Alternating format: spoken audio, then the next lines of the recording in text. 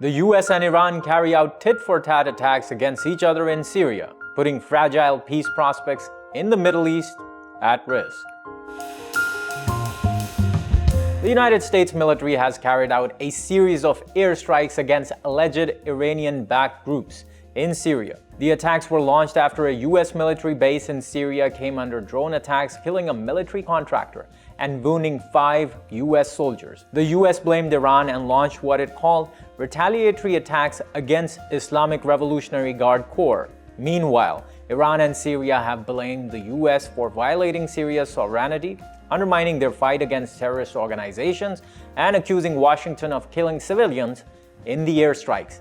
Reportedly, 19 people were killed as a result of the US airstrikes.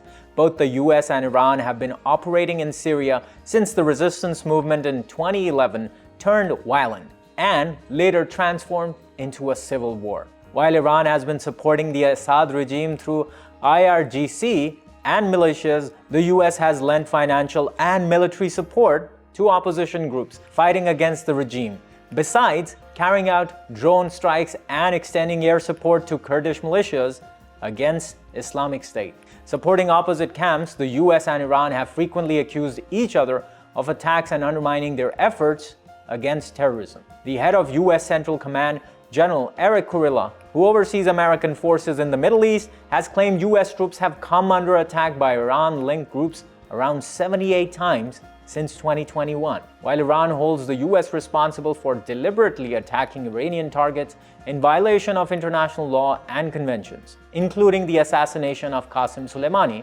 former head of IRGC, in Baghdad, Iraq in 2020. The hostilities between Washington and Tehran come as Chinese-mediated talks enabled reestablishment of diplomatic ties between the Middle East rivals, raising hopes of a new era of peaceful coexistence and mitigation of proxy wars in the region. Moreover, Syria is trying to mend its broken relations with the Gulf countries, with Bashar al-Assad visiting the UAE for the second time in as many years, and there are reports of high-level talks between Riyadh and Damascus to restore diplomatic ties. The attacks and mutual accusations also dampen the prospect of the revival of the Iran nuclear deal as talks remain stalled. The last few decades have shown conflicts in any country in the Middle East have a tendency to spiral out of control and have a spillover effect over the region, drawing in regional powers and international actors and putting peace at risk.